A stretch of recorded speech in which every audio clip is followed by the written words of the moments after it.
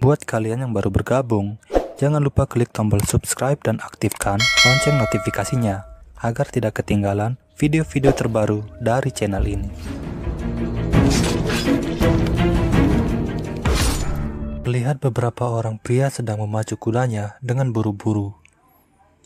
Dia adalah Raja Kuang He yang beberapa hari ini melarikan diri dari kejaran pasukan kerajaan yang memberontak.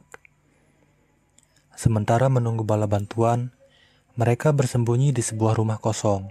Tapi tiba-tiba, ribuan anak panah ditembakkan ke tempat persembunyiannya dan menewaskan beberapa pengawal yang setia.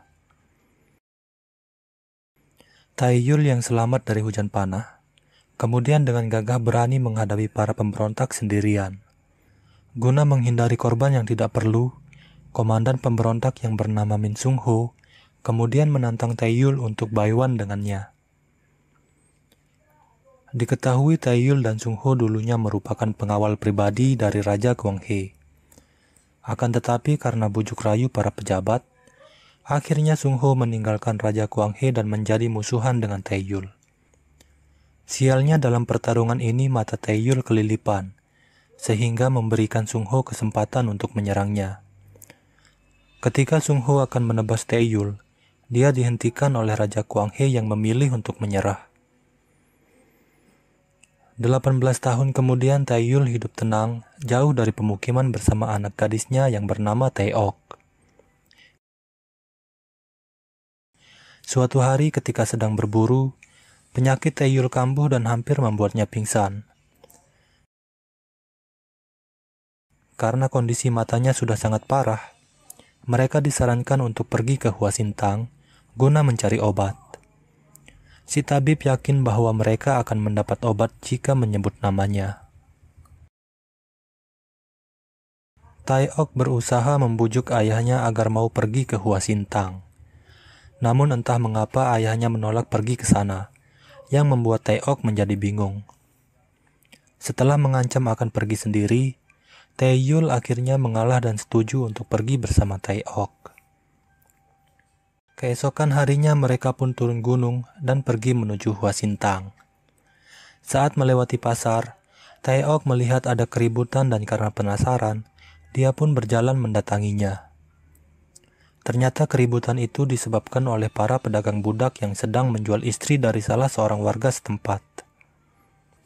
Semenjak pergantian kekuasaan, negara Joseon menjadi semakin lemah yang membuatnya tidak bisa bersaing dengan negara tetangga seperti Qing dan Ming.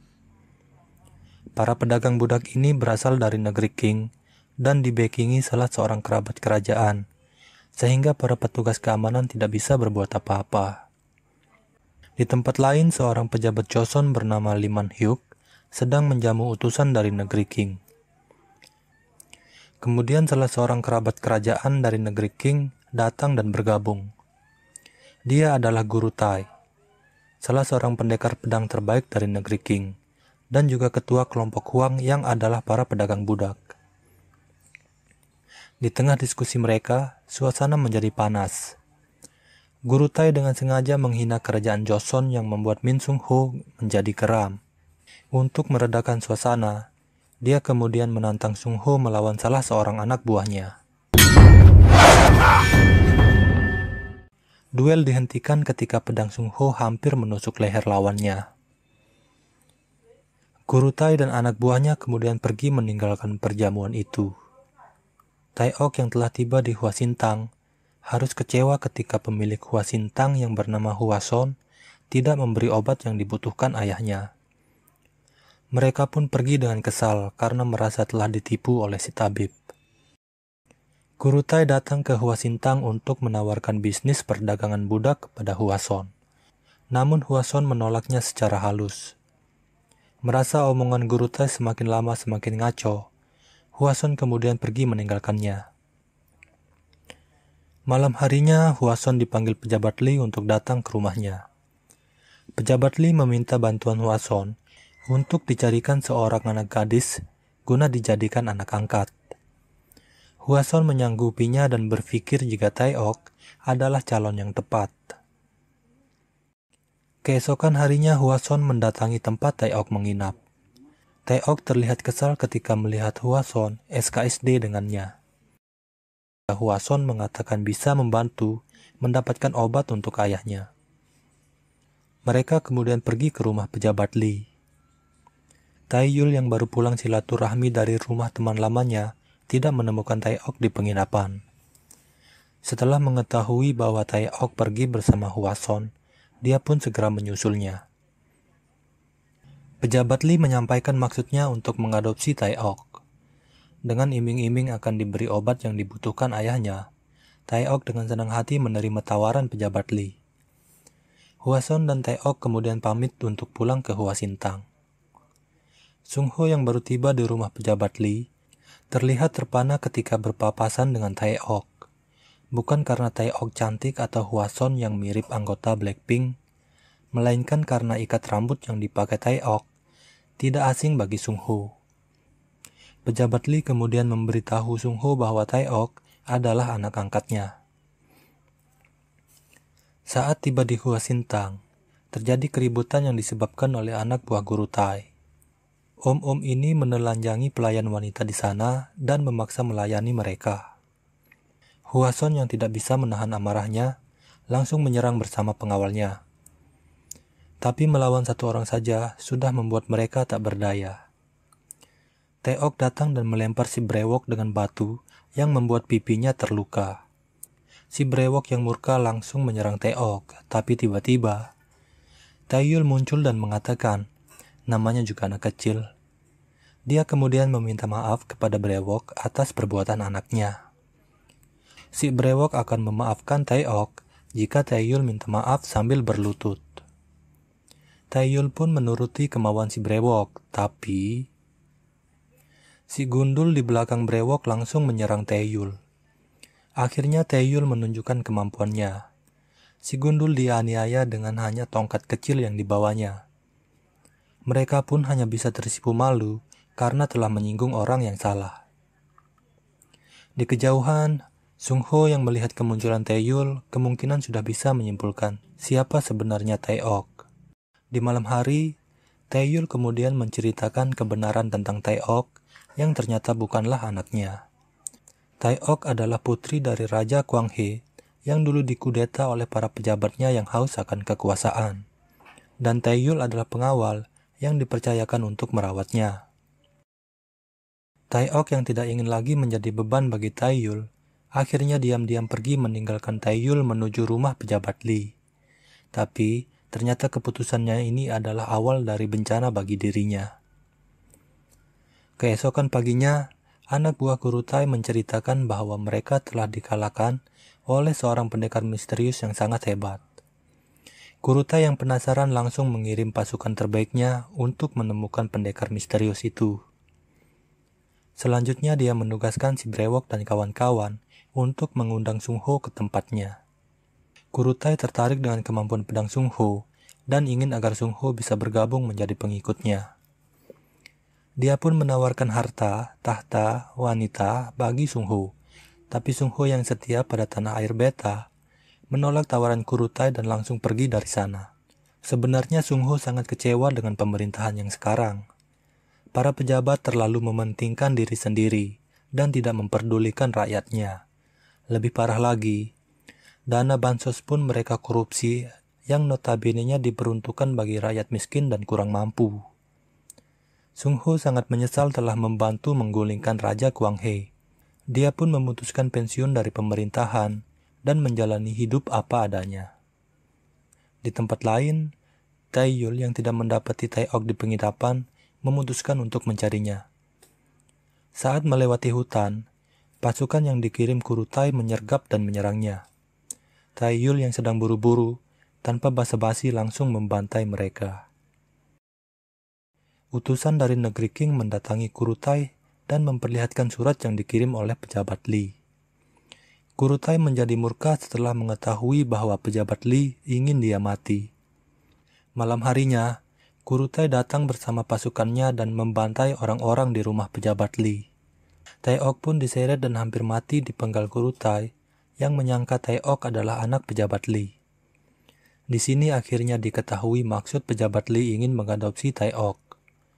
Ternyata dia ingin menyamarkan anak kandungnya agar selamat dari konflik dengan negara King. Beruntung si brewok yang mengenali Taeok menghentikan Kurutai dan mengatakan bahwa Taeok adalah putri pendekar misterius itu. Sungho juga datang dan meminta agar Taeok tidak dibunuh. Sebagai kompensasinya, dia akan bergabung dan menjadi pengikut Kurutai. Di Hwasintang, si Gundul mengamuk dan menyiksa Hwason. Dia ingin menemukan dan membalas Taeyul yang telah mempermalukannya. Tidak lama kemudian Taeyul muncul dan langsung menghabisi si Gundul tanpa perlawanan. Taeyul datang untuk mencari Taeok yang kemudian langsung diajak Hwason pergi ke rumah pejabat Lee. Sampai di sana, mereka hanya menemukan barisan mayat yang berjejer rapi seperti ikan teri. Tapi Taeok tidak ada di sana yang bisa disimpulkan bahwa saat ini Taeok masih hidup. Taeyul kemudian menanyakan tempat berkumpulnya para pendekar pedang yang dijawab oleh Hwason, kedai arak. Taeyul pun pergi ke sana dan mengobrak-abrik tempat itu.